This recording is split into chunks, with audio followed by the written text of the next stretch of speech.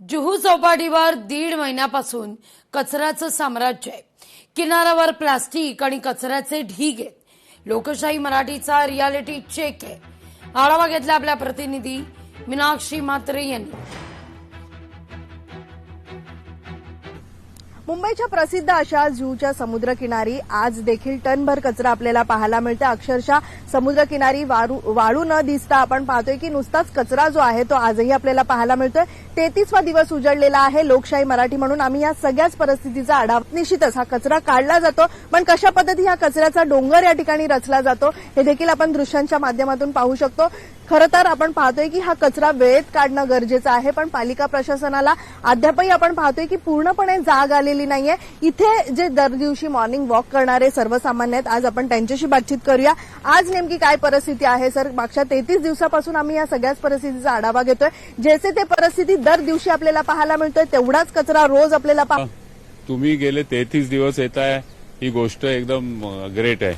असं 33 दिवस टेक देऊन एक काम घेणं आणि त्यात समजा काही पाहिजे तसा रिझल्ट मिळत नसेल तरी आपण बरोबर आपलं काम करत राहणं, याबद्दल तुमचे धन्यवाद चॅनलचे। मला गेल्या आठवड्यात तुमच्या प्रयत्नांमुळे बऱ्यापैकी कचरा उचलण्याचं काम झालंय असं वाटतं, होतंय असं वाटतं। पूर्ण झालं नाहीये। आता गमक एवढंच आहे की पूर्ण व्हायच्या आधी जर पुन्हा धो पाऊस पडला तर पुन्हा कचरा साठेल।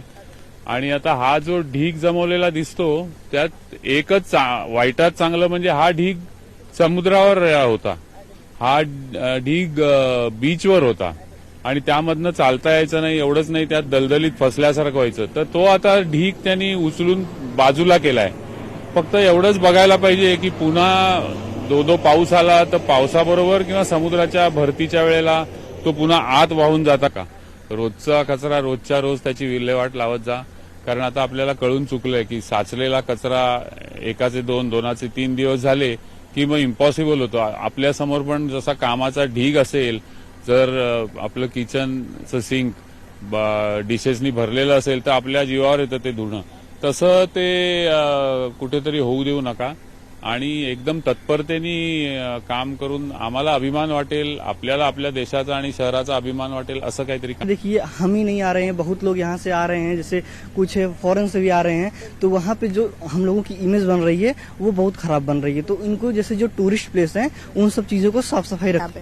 नहीं, परिस्थितियां तो यहाँ पे देखी जा सकती हैं कितनी खराब हैं, तो उन जो बड़े अधिकारी या जो बड़े लेवल पे बैठे हैं उनको इस चीज का ख्याल करना चाहिए की मतलब ये टूरिस्ट प्लेस है, तो इस पे तो थोड़ा ध्यान को देना। त्यामुळे पालिका प्रशासनाला नेमकं जाग कधी येणार, पूर्णपणे पालिका प्रशासन कधी जागी होणार आणि ग्राउंडवर उतरून पूर्णपणे जुहूचा समुद्र किनारा कधीपर्यंत साफ करणार, याकडे लोकशाही मराठीची करडी नजर असणार आहे। व्हिडिओ जर्नलिस्ट राजेश मनियारचा मीनाक्षी म्हात्रे, लोकशाही मराठी। लोकशाही मराठी ऐका, पहा, जागरूक रहा।